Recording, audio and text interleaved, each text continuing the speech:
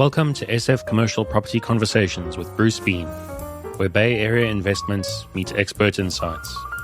Get ready to unlock the strategies of commercial real estate success. So today I am very happy to introduce you to Jay Colton from Colton Commercial. They are San Francisco specialists. So Jay, it's great to have you here. You are a real estate expert in the San Francisco area, which is right up our alley for this particular podcast. So nice to have you. If you can give us a little history, that would be great. Bruce, first, thanks for hosting and having me on this today. Very much looking forward to this. By way of background, I'm a Bay Area native. All right, so I'm from here, grew up here, have my family based here, and have planted our flag. In commercial real estate, started here 21 years ago. And San Francisco and the Bay Area has long been a boom and bust cycle. So we've seen it in the boom times, we've seen it in the turbulent times, and everything in between. I've had the benefit of some wonderful relationships and experiences along the way. 17 years ago, my business partner and I co-founded Colton Commercial and Partners. We're headquartered in Union Square and continue to grow to this day. And so we've seen it from a principal perspective and owning a business and seeing what that's like, as well as the trials and tribulations in between, because there's been a lot of change over those decades worth of experience. I'm also deeply ingrained in the community. I love San Francisco. I sit on the board of a nonprofit. I sit on the board of a bank and continue to be involved on a very regular daily basis here. And I want to see our city thrive as best as possible. Well, it certainly has gone through the ups and downs, and particularly with COVID, we're in a very interesting cycle. So what's your thoughts about how it's going to go in the future? Great question. That's a nice softball for me there, Bruce. The reality is there's a lot of uncertainty, but I'll talk about what we know and what we believe, and there's always going to be risks, right? Especially with upcoming political cycle that we're here in the very near future. But here's what we know. We're in unprecedented times, and I want to give a little comparison, a perspective, if you will. When I started off in the industry in 2004, that was at the bottom of the dot-com fallout. The city's office space vacancy, and this is the area I specialize in, is office and flex properties, was at 22% vacancy. And I remember in 2004, when I was talking to people in that first year in the business, nobody really was that optimistic. Nobody could see through the clouds and the trees to say, how are we going to get through this mess from the dot-com? Well, it only took a few years, and a few years later, the city was booming. When that happened, we said, oh, this is a great time to go be entrepreneurs ourselves. My business partner and I left a medium-sized company beforehand, and we decided, hey, we're going to be entrepreneurs ourselves. So we co-founded our company a little over 17 years ago, and it happened to be 3 months before Bear Stearns closed, for those that remember the Great Recession days. So my first year of being an entrepreneur myself and walking the walk and talking the talk was fascinating, and you learn a lot, and there's trials and tribulations of that as well. And we started with a small crew, and we found a way to thrive and grow while there was a lot of craziness going on. So fast forward 17 years later, although we started with 3 people, we're at 12 today. So we continue to grow, continue to serve our clients, and it's really that client-centric mentality that my whole team and I have that's gotten through the good and the bad times. And we want to be there for our clients too. The one advantage that comes of all that, though, is I've experienced it myself. And that experience when we're negotiating our own leases or buying and selling buildings and representing others, to have done it ourselves and really have a true understanding of what that's like for the other party, I think differentiates us and helps us. Yeah, no, I can completely understand where the expertise that you have will benefit your clients tremendously, because you've been there, done that, and seen the ups and downs, and kind of know where all the cycles are and where a lease should be now versus where the owners think it might be, and how that all goes together. So that's a very critical factor to have, I'm sure. And so you focus kind of downtown San Francisco, south of Market, kind of all over the place, and mostly in tenant rep side of the equation, although your partner works on the leasing and listing side of the equation. Yeah, great comment there. So yes, as a company, we are full service, although each individual agent and broker has their own specialities, right? To be perfectly candid, I love getting tenants the best deal possible. and taking advantage of those opportunities. Quite often, people and executives will build wealth through real estate. There's also a lot of tax advantages in addition to potential cash flow. And so quite often business owners will explore buying buildings. I've had a great pleasure of helping now 25 different businesses purchase commercial property over years and take advantage of that. But that's not for everyone. And we don't believe one size fits all. And so we've done a lot of volume, over $1 billion of transactions of commercial leases, helping companies benefit from these wild times. And as we just talked about, right, in the dot-com era when I started, it was 22% vacancy. Sitting here today, we're at 38%, right? Wow. So we are in a rare time, very unique times. I'll call that a unicorn type of event. Very few, if not nobody, said, hey, I saw COVID coming, right? So it was a curveball for basically everybody. And to that effect, we've all adjusted, and we've seen a lot of change come through that, but we've also seen a lot of opportunity. And I think it's the opportunity where I want to focus. And I'll just give you a couple examples of recent client experience to give perspective there. We help a lot of professional service firms and tech, and I'll give you examples of both so that it makes sense for that perspective. A recent law firm downtown, full floor opportunity. It was about 9,000 square feet. And the law firm and I looked at all sorts of options, from a relocation to purchasing to renewing, in place. We ended up doing a complex lease renewal, and the net of all of it, when it's all said and done, was a 50% reduction in their overhead, right? Wow. So their rent came down 50% without having to pay for relocation expenses and the like. But it was an exhaustive process, but really successful in the end. And so if people plan ahead and plan accordingly and are strategic and use our resources, we can obviously take advantage of these opportunities. At the same time, I'm currently helping a well-respected nonprofit in San Francisco consolidate different operations.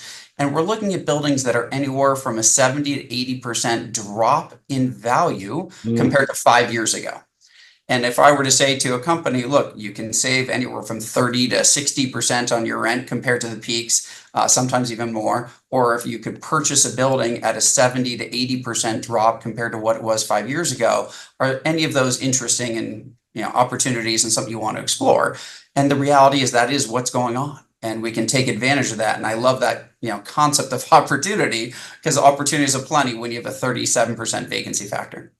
Yeah, no, that's an incredible factor. I just sold a building in downtown San Mateo to a nonprofit, and they were ecstatic. One of the people on their board had actually made an offer on the building several years ago that was probably 50 to 75% higher than what they ended up paying for it. So it was just a great combination of things. So I think that's the thing in this market, that a lot of brokers may get discouraged because they think that the market is 38% vacant and there's no office leasing going on. But quite frankly, like yourself, if you go find the opportunities and make the best of it, you can obviously make money in the process. Yeah, well said. And look, we're very lucky to have a very diverse economy here. And I can't even come up with all the ideas that especially are going on in the world of tech. And if we talk specifically about AI, it is fascinating how fast that industry is changing. And to have San Francisco really be the epicenter of AI. Everyone talks about, the software of ChatGPT. The parent company, OpenAI, has absolutely boomed. I'm not sure if you've seen recently, but they just leased another, in addition to what they already had, 300,000 square feet. And so they continue to grow. Now they're north of 600,000 square feet just of OpenAI office space in San Francisco. Wow. 5 years ago, no one really knew about them, right? Yeah, so that's a real game changer in a short period of time. And I'm sure all the spinoff that happens from that and other AI companies.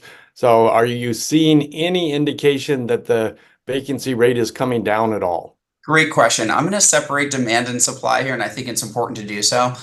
If you're talking about vacancy rate, right, that's really a supply side, but it doesn't tell you the whole story, and here's why I believe that's the case. I think we actually have already hit the bottom of the demand side. I think demand is just going up and up and up. If anyone were to tour and say, hey, what's the next generation of startups look like? Go tour one of the many, many co-working spaces in San Francisco. I assure you they are alive well, and thriving. I mean, most of them are jam-packed, if not totally full or close to it.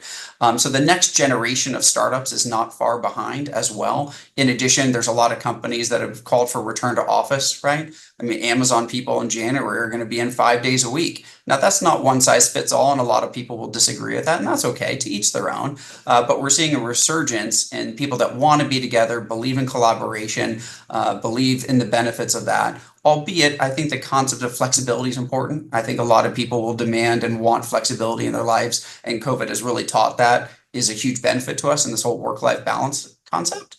But to that effect, I believe demand will only go up and up and up. For what it's worth, numerically, we're tracking over 6.5 million square feet of tenants looking for space.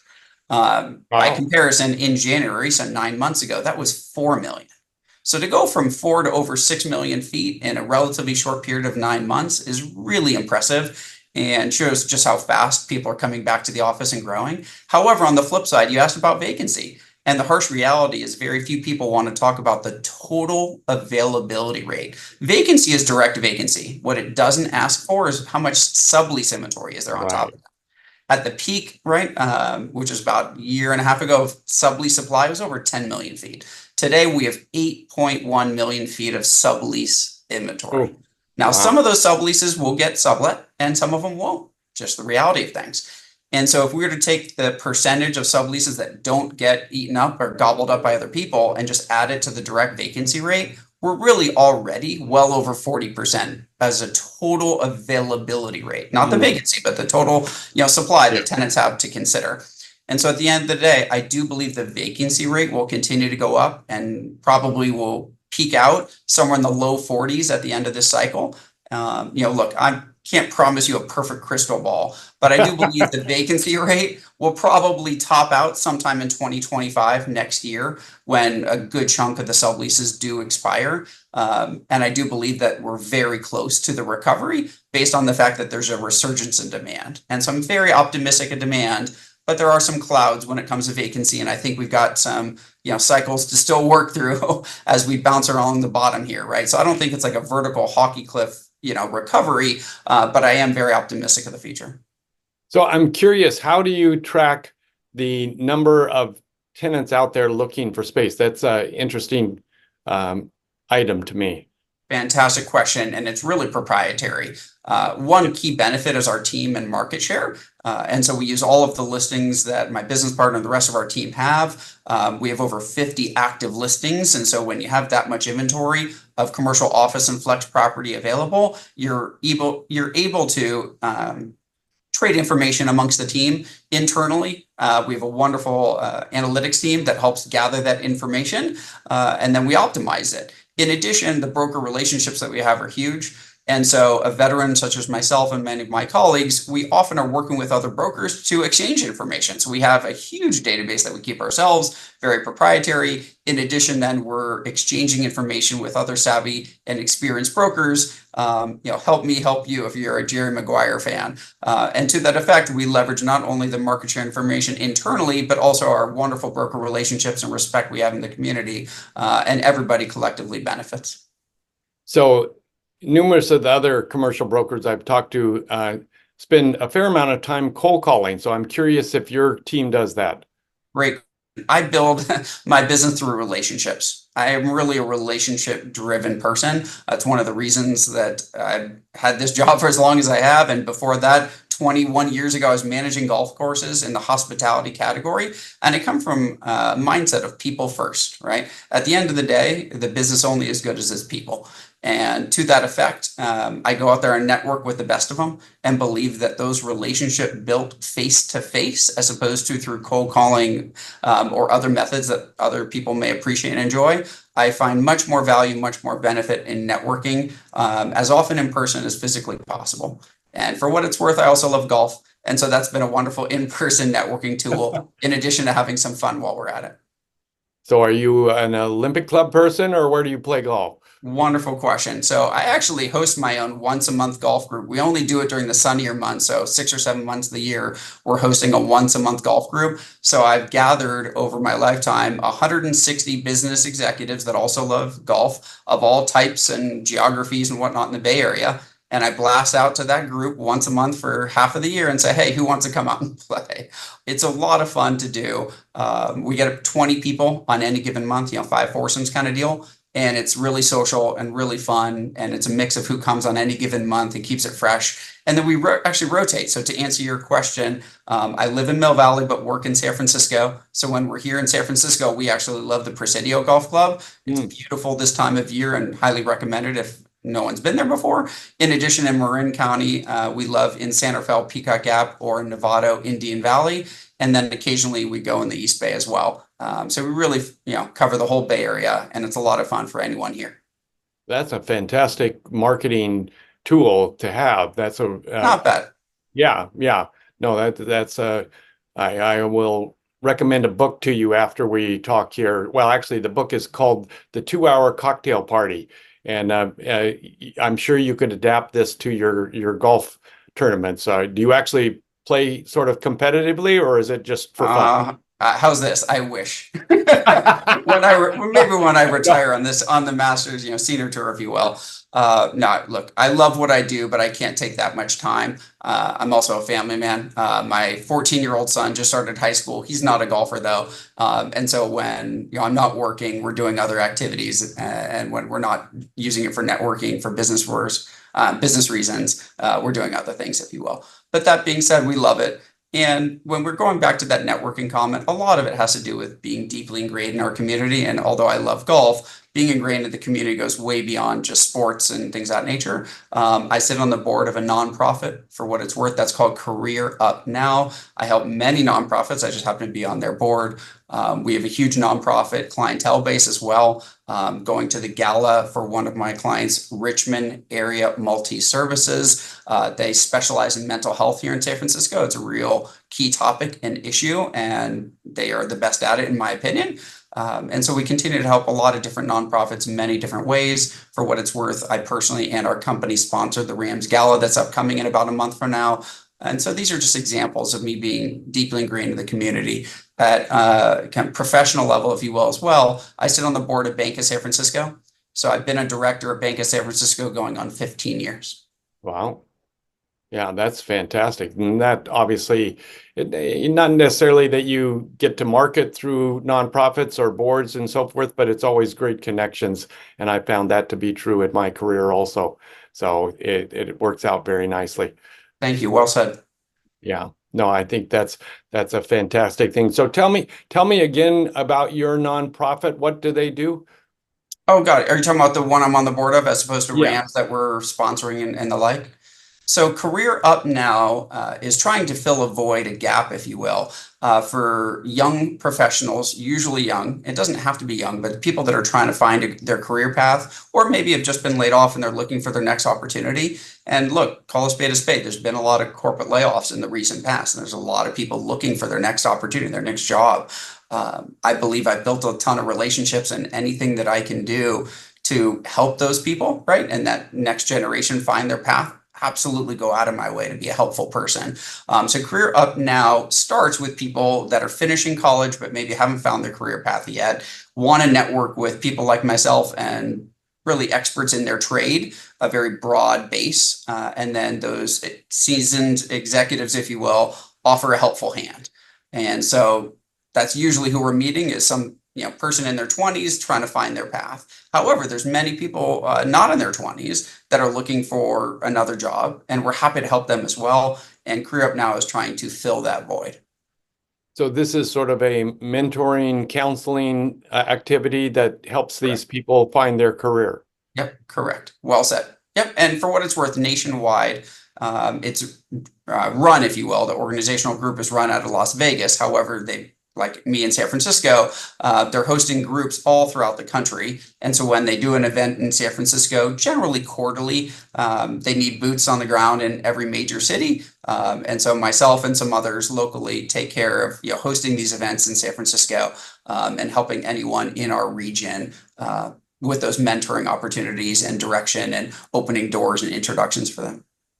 Oh, that's fantastic. No, that's interesting. I've not heard of that nonprofit, so I'm going to look it up. It sounds like a very interesting group. And how would somebody necessarily get involved with that group? Great question. I would recommend starting with with me as a contact person. I'm happy to share and do some Q&A. The gentleman who runs is Bradley, and I'd be happy to introduce those to Bradley, the executive director and CEO of CareerUp now. But he runs it out of Las Vegas, and I'm happy to do some initial discussions in Q&A, and if it makes sense, introduce them to Bradley.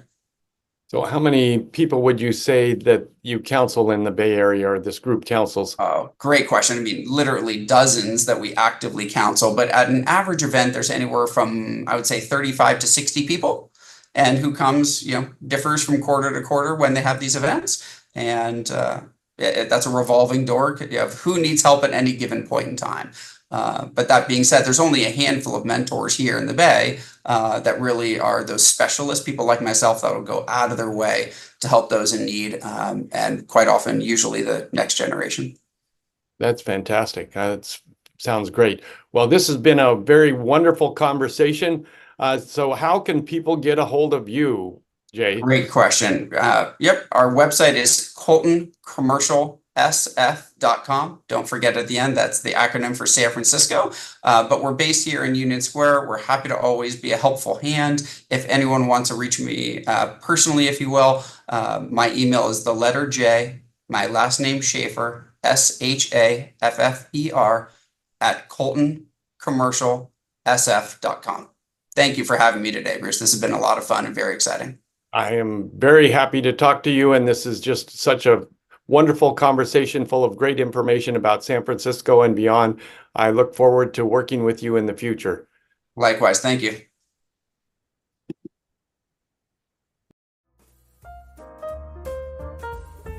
That's a wrap on today's journey through the SF commercial real estate scene. Ready to share your story? Visit sfcommercialconversations.com/guest. Your insights could lead the next conversation.